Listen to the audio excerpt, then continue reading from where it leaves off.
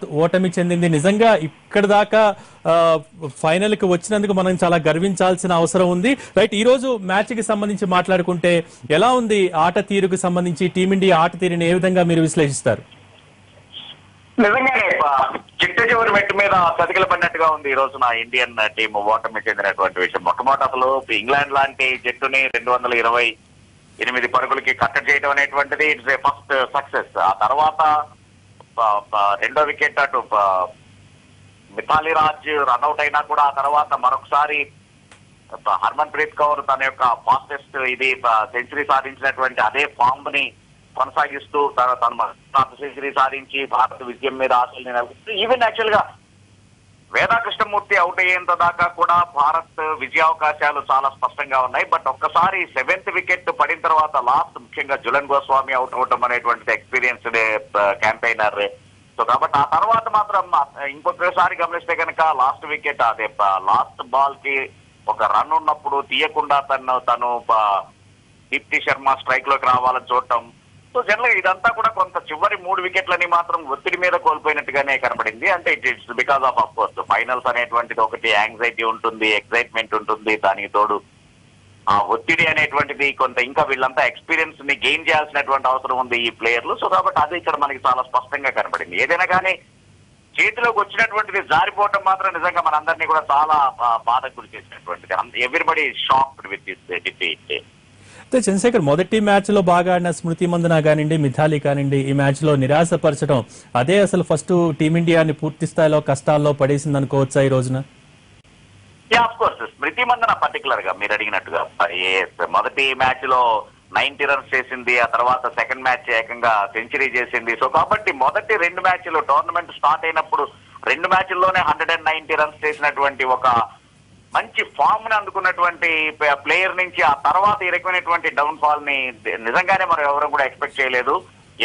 స్మృతి నిజంగానే ఆ తర్వాత వరుసగా నిరాశపరిచింది. అయితే ఏంటి అంటే ఆ తర్వాత అటు ఒక మ్యాచ్ లో అటు మిథాలీ సెంచరీ చేసింది, రౌత్ సెంచరీ చేసింది, హర్మన్ ప్రీత్ సెంచరీ చేసింది. సో మొత్తం మీద మిగిలినటువంటి ఆటగాళ్ళందరూ కూడా తలో చెయ్యి వేసి ఫైనల్స్ దాకా తీసుకొచ్చేటప్పటికి స్మృతి మందన యొక్క ఫెయిల్యూర్ మనకి ఇంత మటు కనబడలేదు. కానీ ఈ రోజున అది స్పష్టంగా కనబడింది. మొదట్లోనే 0కి అవుట్ అవడం అనేటువంటిది నిజంగానే మిగిలినటువంటి వాళ్ళ మీద వచ్చి అనేటువంటిది ఉంటుంది. అలాగనే మిథాలీ విషయం కూడా పర్టికులర్ గా అంత ఎక్స్పీరియన్స్ ఉన్నటువంటి మిథాలీ 100కి పైన మ్యాచ్లకి క్యాప్టెన్సీ కూడా చేసినటువంటి అనుభవం ఉన్నటువంటిది. 6000 పైన పరుగుల్ని చేసి వరల్డ్ రికార్డ్ సాధించింది, వరుసగా 7 హాఫ్ సెంచరీలు చేసింది, అది ఒక వరల్డ్ రికార్డు. అంతేకాకుండా సెకండ్ హైయెస్ట్ రన్ గెటర్ అయింది ఈ వరల్డ్ కప్ లో. సో కాబట్టి ఇంతటి ఎక్స్పీరియన్స్ ఉన్నటువంటి మిథాలీ ఆ రకంగా రన్అట్ అవడం అనేటువంటిది బేసిక్స్ చెప్తూ ఉంటారు మామూలుగానే, ట్రాక్ చేయాలి, డైవ్ చేయాలి అనేటువంటిది. వాటిని కాకుండా కేవలం వాక్ చేసుకుంటూ వెళ్ళి రన్అట్ అవ్వడం అనేది నిజంగా ఆశ్చర్యాన్ని గురి చేసినటువంటిది. మీరు అన్నట్టుగా వాళ్ళిద్దరి యొక్క ఆట ఈ రోజున ఇండియా ఈ రకంగా చివరిలో మూల్యం చెల్లించుకునేటువంటి పరిస్థితిని కల్పించిందని చెప్పుకోవచ్చు మనం. అయితే చంద్రశేఖర్, ఇప్పటిదాకా మనం ఉమెన్ క్రికెట్ కి సంబంధించి చూసుకుంటే కనుక ఎక్కడా కూడా ఎటువైపు నుంచి సపోర్ట్ లేని స్థితిలో ఈ రోజు టీమిండియా ఫైనల్ కి వచ్చి అదరగొట్టింది. నిజంగా అందరి దృష్టిని ఆకర్షించింది అనుకోవాలి. ఇటువంటి పరిస్థితుల్లో ఈ రోజున టీమిండియా ప్రదర్శనను బేరీజు వేసుకున్న పక్షంలో భవిష్యత్తులో ఇండియాలో, భారత్ లో ఉమెన్ క్రికెట్ కి ఎటువంటి ఊతమిస్తుంది అనుకోవచ్చు ఈ ప్రదర్శన? మీ విశ్లేషణ ఏంటి?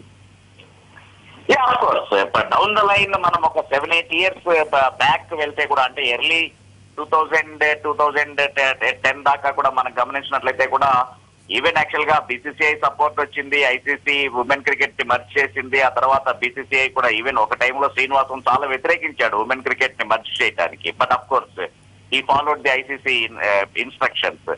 బట్ అంటే ఒక 5-6 ఏళ్ల క్రితం ఉన్నటువంటి ఇండియన్ లో ఉన్నటువంటి ఉమెన్ క్రికెట్ దానికి ఇప్పటి దానికి నిజంగానే ఏమాత్రం పోలిక కూడా లేనంతటి విధంగా డెవలప్ చెందింది. అందులో అనుమానం ఏం లేదు. ఇటు మన సౌత్ జోన్ నుంచి కనుక తీసుకున్నట్లయితే ఆంధ్ర, హైదరాబాద్, అట్లాగనే అటు ముంబై ఒకటి, even Delhi women team.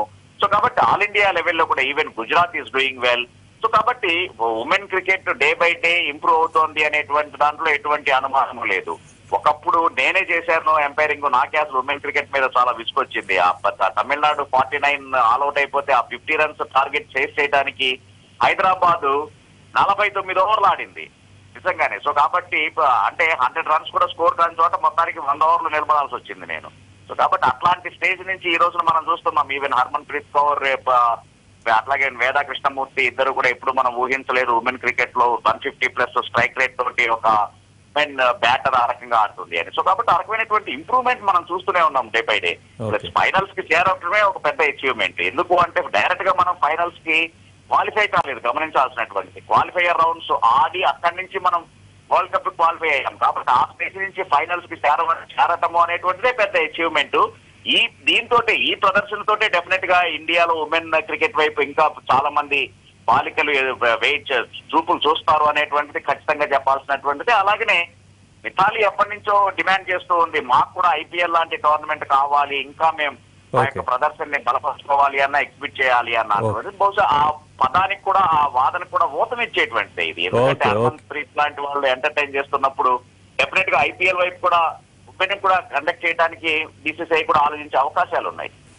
Right, thank you.